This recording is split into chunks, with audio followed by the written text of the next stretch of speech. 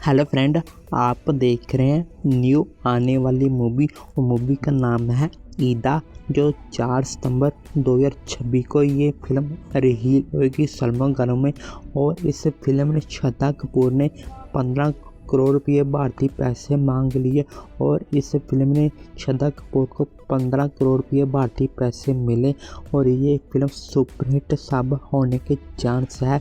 बताया जाता है इस फिल्म को देखने वाले ने 100 करोड़ का बजट करने वाली ये मूवी बन जाएगी। 2 hours later.